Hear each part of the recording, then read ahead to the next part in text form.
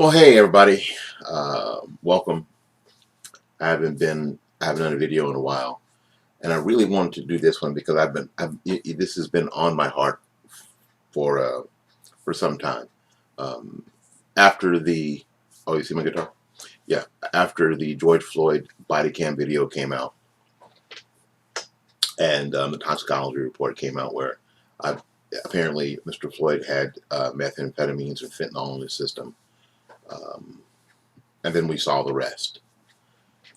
And some of you have tried to make the case that because um, Mr. Floyd had meth and fentanyl in his system, that what happened to him was justified.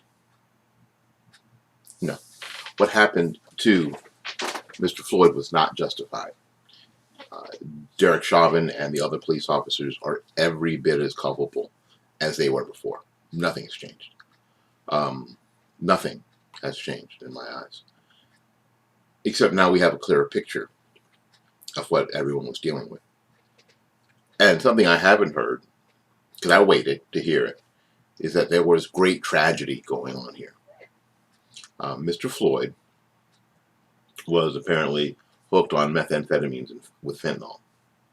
And that was the first tragedy, the real tragedy, that someone his age um, was caught up in this, had this demon drug take over his body, and you see what it does to people. You saw, unfortunately, in the last few minutes of his life, what he was going through, what the drug was putting him through. That was the first tragedy. And sadly, it led to the second tragedy, what ended up being the end of his life. Now, there's a very good chance, I mean, to be honest, there's a very good chance that even if nothing would have happened to Mr. Floyd, he could have very well died from an overdose there on the street or behind the wheel of his car. The second tragedy was because Mr. Floyd was having a health emergency, obviously, that nothing was done when he's having this obvious health emergency. It is tragic that a human being, any human being, even a human being with Mr. Floyd's past. So some of you are trying to use that as justification. Um, I don't think any of us are worthy of canonization, and I don't think that George Floyd was worthy of canonization, but neither am I, and frankly, neither are you. So this idea of canonizing him, going a little bit far. But Mr. Floyd was a human being. He was a person and deserved better, even with hampering his own life with some of his choices.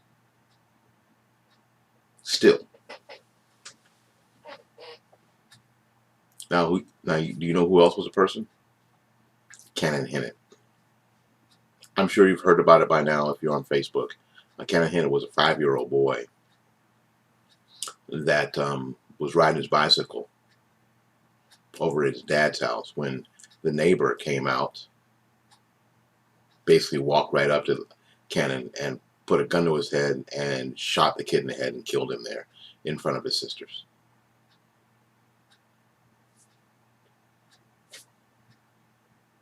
Now,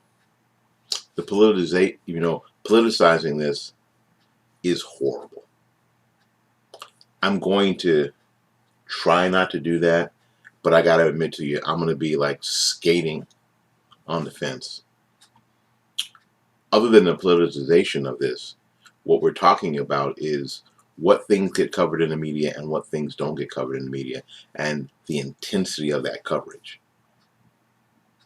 Most of us heard about this event online. This thing that happened online. Most of us did not hear about it because it was the front story in our evening news, like Mr. Floyd's untimely murder. We heard about that on the evening news.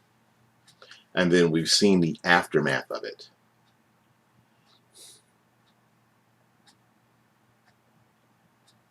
Little Cannon Hinnant, we didn't hear much about. Most of us found out on Facebook or on Twitter.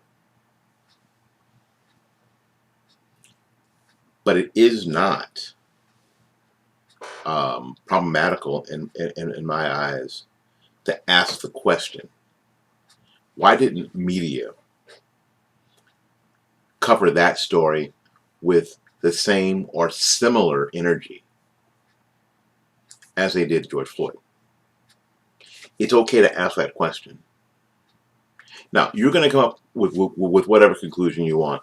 I know that a friend of mine posted some articles that I think, that cover the story, but those articles are late or sort of late to the game, and they were print articles from what I could see. I think one was a video from a newscast, but it was not, to think that it was covered with the same energy and the same 24/7 coverage. It wasn't, right? You know that it wasn't.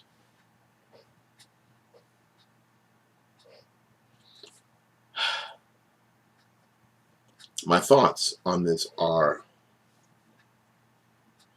both of these situations are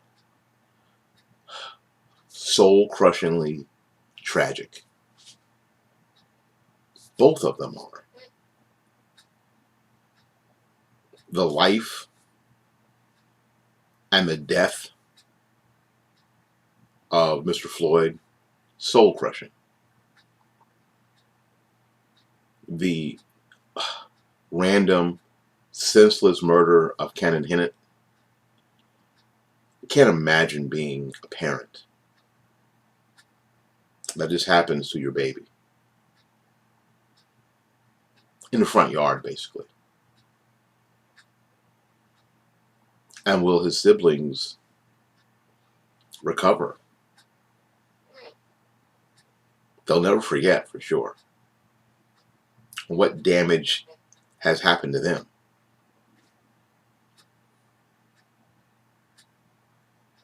I'm not going to politicize any of it. I'm trying. I don't know if I'm succeeding, but I'm trying to humanize all of it, because the tragedies go beyond political party, political ideology. Because in both cases, in the case of Mr. Floyd and in the case of young Cannon Hinnant, there are human beings. There are people. They are people that others loved and cared about.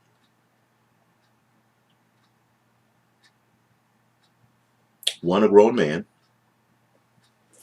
who had issues, no doubt, and had accumulated some sin in his life, no doubt.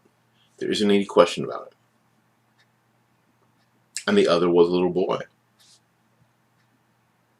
that hadn't accumulated any sin in his life that we know about.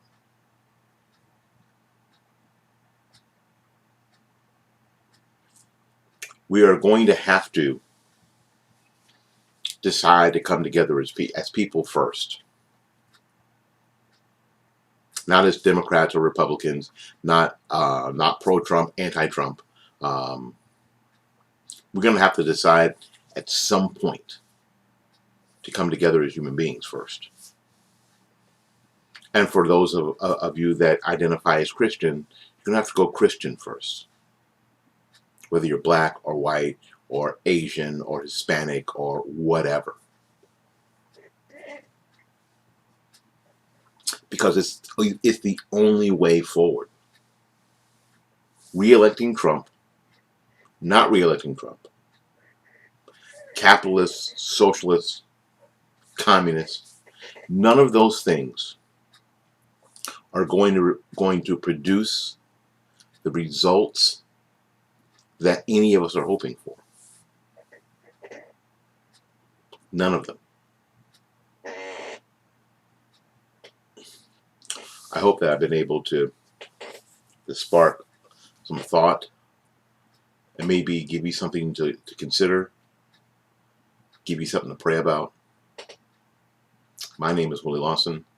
It's Fightback 2020, production of fightbackmedia.com. We'll see you on the morning report bright and early Monday morning. Good night now.